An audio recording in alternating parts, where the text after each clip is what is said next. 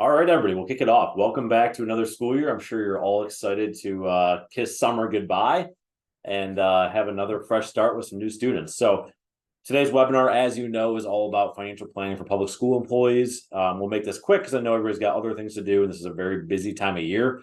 But I want to give you the essentials that you should understand going into a new school year. A lot of you know me very well and been working together for a number of years, so maybe this is something that you want to share with other people that you work with that might benefit from what we do as well.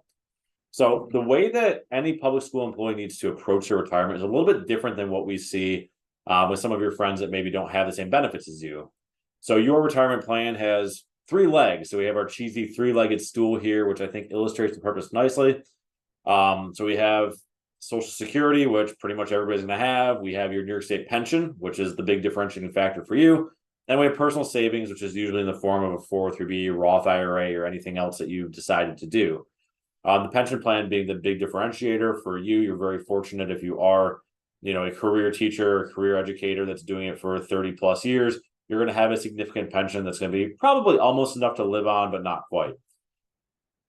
With that, we find a lot of confusion, and this is something that happens all over financial planning. We find that people get advice from their brother-in-law, their neighbor, the teacher down the hall, whoever it is. And one of the problems with that is everybody's got a different situation. And an example is the tier system. So a lot of people that are still working today are tier 4, and then we know we had these newer tiers that came in 5 and 6.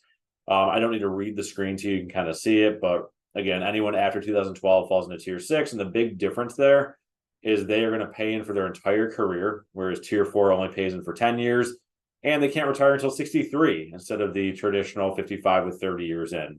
So again, I'm not going to read the screen to you, but look at it, figure out what your start date falls into, decide what tier you're in, and then you know the rules for you, and you don't need to rely on the teacher down the hall to tell you how your pension works.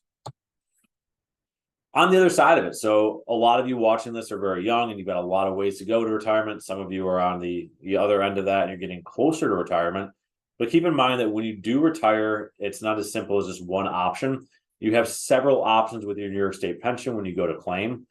This illustration, just to kind of walk through some hypothetical numbers, is we have Jane here who's retiring. Jane is going to have the option of her single life allowance. So if you can see my cursor, that would be about $44,000, a little bit more than that. The problem with the single life allowance is that if something happens to Jane, her spouse or beneficiary is left with zero. So for a lot of couples especially, we find that the retired couple is dependent on one person's pension, and that if something were to happen where that pension goes away, the other person would be left high and dry. So for that reason, the New York State system and pretty much every pension system out there gives you a number of other different options. They're all similar in premise, so I won't go through each one individually, but I will go down to the joint full allowance. And all that means is that Jane is going to take a reduction in her pension. So she's going to get a little bit more than, or a little less than $40,000 now.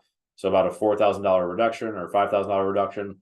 And by doing that, she's allowing her beneficiary to continue that same benefit. Now, there's different versions of this, but really what they're doing is they're charging you a premium to continue this income for somebody else's life expectancy. It's a form of life insurance, more or less. So for some people, this makes a lot of sense, and you should be using that reduction to guarantee something in the future. If you're a single person, it might not make as much sense. Or the third option is taking that full option. So Jane could take the full $44,000 and then supplementing it with life insurance privately. So it might make sense if I can buy a life insurance policy for less than $5,000 a year to do that instead, and it gives me more flexibility down the road. I can cancel the policy, I can change the beneficiary, where with the New York State pension, you cannot change your option once you've selected it, and you cannot change the beneficiary should your beneficiary predecease you. For time's sake, I'll move on. I could talk at ends about the pension, but that's not what we're here to do.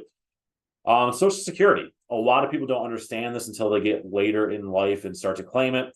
But your Social Security check is based on your 35 highest earning years. They do adjust it for inflation. So if you're looking at your income history and 30 years ago, you didn't make a lot of money, they do adjust that. You know probably that you pay into the system. It's 6.2% that you pay in. Your employer does the same. And they do cap that at almost $170,000, which for most educators is not really relevant, unfortunately. You can claim Social Security anywhere between the age of 62 and 70. The longer you wait, the larger that number will grow. It grows by about 7 to 8% per year that you choose to defer.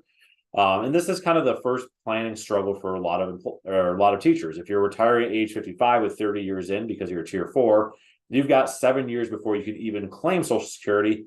If it even makes sense to do that, in reality, you're probably waiting closer to 15 years to claim. So we are going to have this income gap that's created by not having Social Security and having a pension that replaces about 60% of our income. The other 40% needs to come from somewhere, and that's where your own savings is going to be crucial, is a lot of times the early years of retirement. Another solution is working part-time during that, and you can kind of bridge the gap from there, but I don't need to explain that to you. So personal savings, you have a number of different options. The first one that people come across is the 403b. That's because it's in part taken care of by your employer. You know that there's a number of options for your 403b, but you can save into that. It's important to know it is a pre-tax account. It's more or less the equivalent to a 401k. You are not going to get a match on that, unfortunately. And the money that goes into there needs to stay there until age 55 and separated from service, or age 59 and a half if you are still working. One of the benefits of this also is you can take a loan against it. Not generally encouraged as a financial advisor. I don't, but life happens and sometimes you need money, and that is a place you can take it for a reasonable interest rate. Second is kind of a newer thing. So the Roth 403b, we see more and more school districts adapting this. And it's a great solution, but it creates an after-tax account. So compared to your traditional 403b, this money goes in after tax, it grows tax-free, and then when you take it out, it's also tax-free. And if you picture yourself in retirement, you're going to have your New York State pension, which you're going to pay federal tax on, and you're going to have Social Security, which can also be taxable. So having a tax-free solution as one of those three legs on the stool can be a powerful thing. So we see a lot of younger teachers, especially, leaning towards the Roth 403b, and it can make a lot of sense. The rules with that, as far as distributions, are the same. So age 55 and separated from service, age 59 and a half if you're still working, and you can still take a loan against it, which can be a nice feature when you need it. And the third option, which I don't want to at all say is number 3, these are in no particular order, is the Roth IRA. So before the Roth 403b came around, this was the obvious solution for a lot of teachers, especially if you're in a lower tax bracket. It makes more sense to save into a Roth IRA. But this would come directly out of your checking account. A lot of our clients set it up to be systematically drawn out. Maybe on the first of every month, they make a contribution of a couple $100s from their checking account into their Roth IRA. Still after tax, still comes out tax-free in retirement, but you have some extra added flexibility with it. It can be used for the purchase of your first home. It can be used for higher education expenses. So if you have children that are going to be going to college someday and you want to save for that, the Roth IRA is one way to do that. But you can't take a loan against it, is sort of the downside. That's a lot, but moving on from there.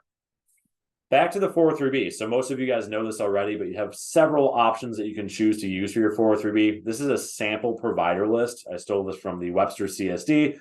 Webster is a nice district for a couple of reasons. One, they do allow you to have the Roth feature, which is great. And they also have a couple low-cost options on here. For kind of legal compliance reasons, I'm not going to promote one company over another on this webinar. If you have questions on the particulars, I will. But you should know that some of these companies have very high fees inside them. Some of them are lacking on a investment quality or performance standpoint. And there's others that have penalties should you change your mind. So if you want to switch from one plan to another, they might charge you 5% of the account value to do that.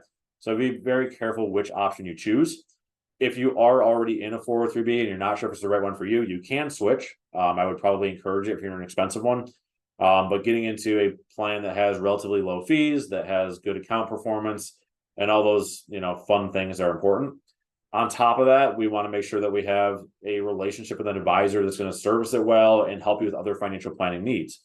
All too often, we see people that set up 403b 15 years ago because there was a guy that came into their school in a suit and tie and they signed up, and they either haven't heard from that person in forever, that person since left the company, and they really just haven't gotten the attention they need. And in financial planning, it's, in my opinion, and I'm a little bit biased, it's very important to stay on top of this stuff, and being asleep at the wheel isn't good for anybody. Frequently asked questions. I want to go through this quickly. Again, I wanted to be quick today because I know you all have a million things going on. But questions we get all the time. Should I be saving a pre-tax or a Roth account? This depends a lot on your tax bracket. So typically a younger teacher who's starting out, you might be in the 12% tax bracket. If you're not sure where you are, reach out, we'll help you out. But if you're in the 12% tax bracket, it probably makes sense to save into the Roth account. If you are a teacher who's either later in their career and they're making more money, or you're married and your spouse makes a pretty good income, Now you're in a higher tax bracket. It might be more beneficial to save in a pre-tax account. It's very particular. Sometimes the answer is to do a little bit of both, but if you're not sure what makes sense for you, again, that's what we're here to help with, and I'd be happy to have that conversation. Are all 403B options the same? No, we already kind of covered this, but there is a range of investment options, a range of fees, a range of service structures. If you've been in a 403B for more than 10 years, it's probably outdated, meaning there's better options now. So do some research, get in contact with somebody who can help you, and go from there. What happens if I leave education? So we get this not only from educators, but in all professions. What happens if I have a 401k or 403B and I leave? This is 100% your money. You can take it with you. You can choose to roll it into your new employer's plan, or you can roll it into an IRA, which is just an individual retirement account. A lot of times that makes sense for a few reasons, but there's pros and cons to both. So you'll want to get some education around that. What can I do with old retirement accounts is kind of the backwards of the previous question. You can roll it into your new 403B. You can roll it into an IRA. You can leave it where it is if that's what you want to do. Should I buy back service credits? So that's a good question. We get this a lot from people that work part-time somewhere. Maybe they did some student teaching. They might have gotten out of education, came back to it, and their start date in the pension is not their original start date when they first worked for your state.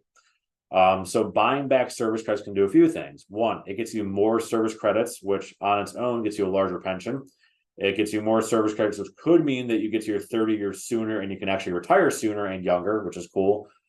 Or oftentimes it means that you could be in a different tier. So maybe you student taught a long time ago and you got as a tier 4, you left education, you cashed out the pension not knowing it, then you re-entered after 2012, now you're tier 6. You have the right to buy back into tier 4, and that can make a lot of sense. One thing that people don't understand is they might say, hey, I don't want to buy back because it's going to cost me $3,000 and I don't have that sitting around. You can have that $3,000 drawn out of your 403B or out of a retirement account rather than paying with your checking account. So I think that makes it a little bit easier for some people to stomach the cost. So I would definitely look at doing that. There's a disclosure. Feel free to read that. But thank you for joining us. If you have questions, don't hesitate to reach out. We're here to help. Best of luck with the new school year, and we hope it's a good one. Bye.